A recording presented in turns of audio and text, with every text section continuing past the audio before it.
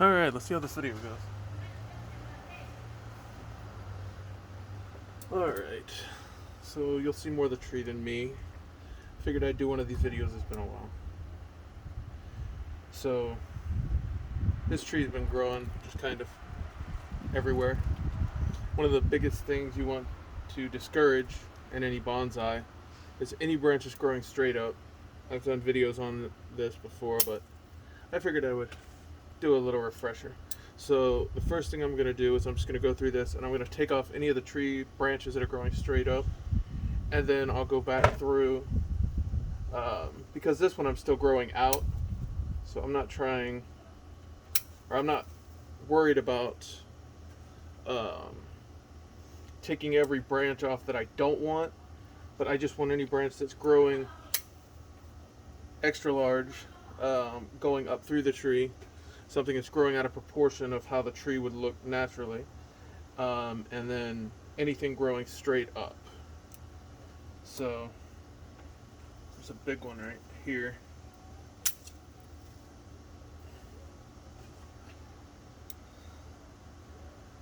And I'm gonna go ahead and trim some of this down while I'm doing it too. But the focus the most is just to bring it down and to remove any long, straight, running branches. If it goes for half a mile, or not literally, but if it goes for a long period of time straight, it loses a lot of its character, because you're compacting a tree down, and if it got one branch that's a mile long this way, and then the rest of it just looks out of shape. So when you allow for movement in the branches, you can allow, you can get a fuller tree without having to have a 10-foot tall one, because you've allowed the branches to develop out rather than straight up.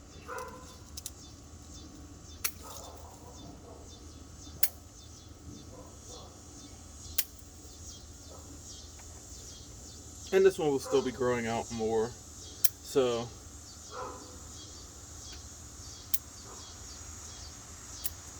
you can see all I'm doing, I'm not really sure. I just set it up as best I could.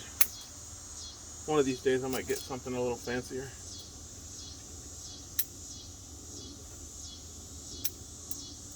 As you can see, I'm already bringing the tree down and just taking out stuff growing straight up. And there's a few branches in particular. This one is crossing over. This one's probably going to be eliminated entirely. And this one I'm going to try and bring it back to whatever branch is lowest, so I can develop the thickness at a lower height. And then one more, this guy here, if you can see it through the other two big ones. This guy, straight up, it's got to go. Now, one of the things that I learned from one of the seminars that I've gone to over the years, one thing you can use to seal your cuts so that they heal over is just some plumber's putty. This has kind of been dried out a little bit, but I just re-moisten it and I can use it to seal off any of the cracks. And I just smash it down in there. If you, depending on the tree, this one I could use these, but this is a concave cutter, and it has an inlet inside, or groove on the inside, so it kind of leaves a little bit of a divot, and then you can kind of smash the stuff into it. You can also use a flat cutoff. I have those as well, I just don't have them out right now.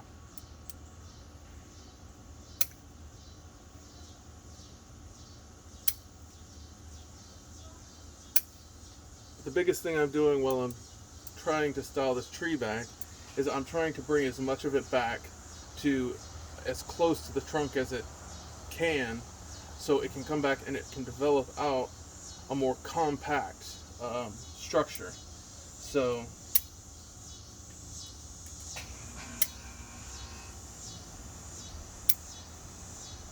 the idea is to get it as well rounded as possible.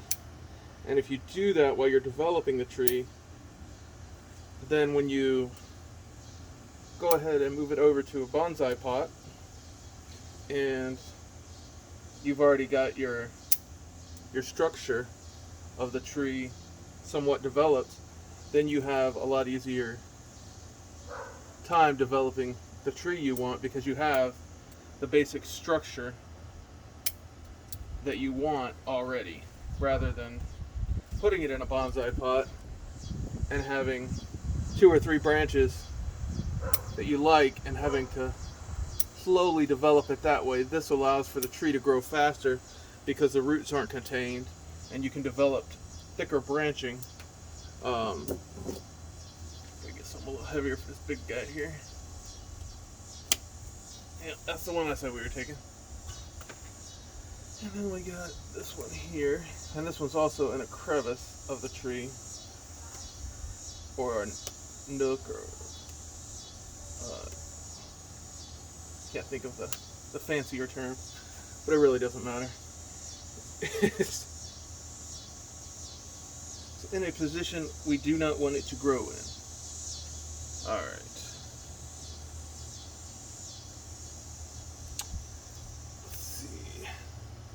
Okay, I got most of what I wanted out of there. Now right now there's 2 branches here kind of going in the same direction. This one's got a little bit of movement closer to the base. This one is kind of growing straight, so it does have movement coming up from the trunk, but I'm going to go ahead and bring it back down. Because once again, we're going to be growing this out further, and so I want to develop as much close to the tree as I can.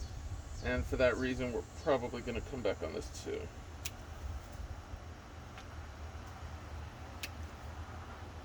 Alright. I got half a tree over there.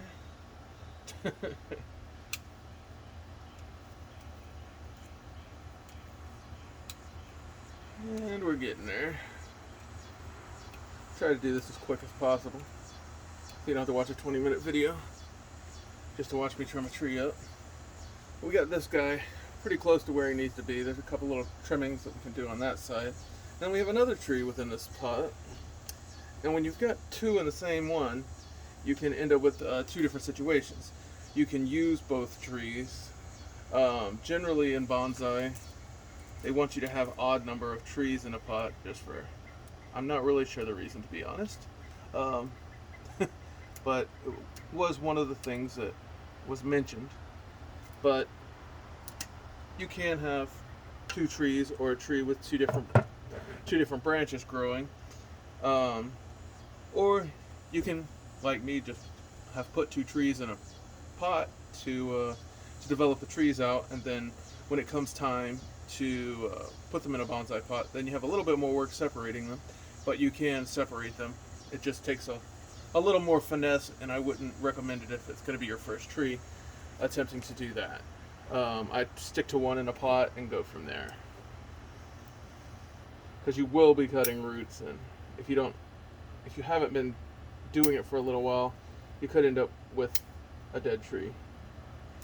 Even though these are pretty, these are the tree of 1,000 stars. Let's see if I can find one of the blooms that I cut off.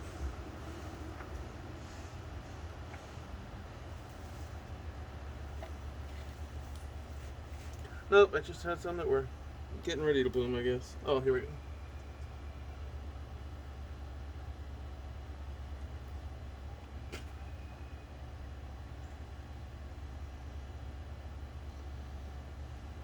So, it's teeny tiny, but that's the bloom that the tree gets, and it'll get a bunch of them across the whole top of the tree. It'll pretty much be, well, we've got ones that are spent there, but they'll get it across the top of the tree. There's some starting here. But if you trim it, like I did when I first got one of these, on a regular basis, and you keep cutting it back and cutting it back and cutting it back, and you don't ever let it grow out any, then you'll cut the blooms off, because it does take a little bit of time for those to develop. Alright, so what we've got going on here is we're kind of working into a little reverse taper, because we have 2 pieces, or 2 branches kind of coming in at the same point. What we don't want to do is we don't want to develop a branch structure where it expands at the top of the tree, where the tree is bigger at the top, at the trunk level than it is at a lower portion of the tree.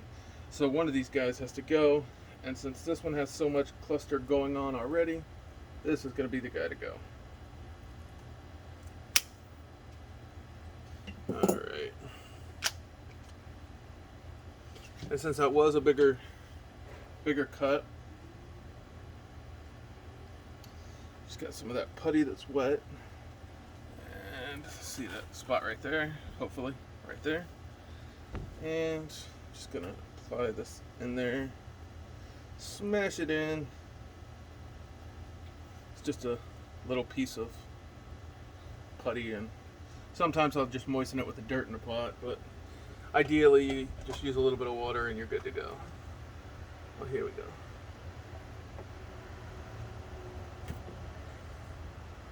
That's kind of what you look at when it's close to blooming. Now when you do cut these trees, they do stink. They have a pungent smell for sure. And I'm sure they developed that so that certain animals wouldn't eat them.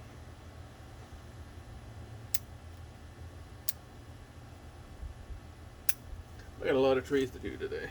But I figured I would do this quick video, hopefully to help somebody that might be working on a Sarissa Photide or a tree of 1,000 stars. And just wanted a quick video to know how to trim it. Now these you don't worry about too much dieback, which is when you cut a branch and then it dies back a few inches. Don't really have to worry about that a ton with this.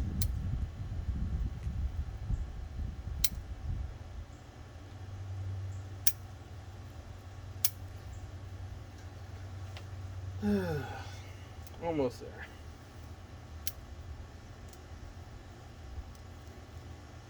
And there are a lot more experienced artists that do this for a living. This is more of a hobby for me.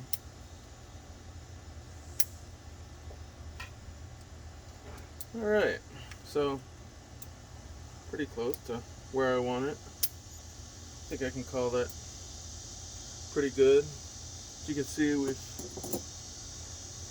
now this isn't ideal here. As a last ditch, that's going off. But that'll be the last one. Just because it comes up straight for so long.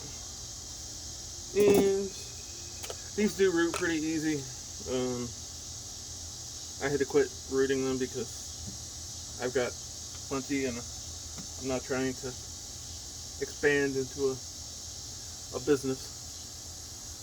Just more for my own personal enjoyment.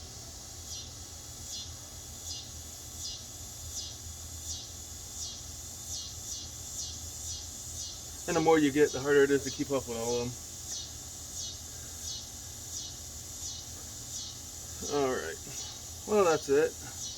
I got a couple little cuts I'm going to clean up. That putty on. You don't have to, but it just helps it heal a little bit quicker and keeps you from having spots like this that are just kind of dead as the tree's growing out.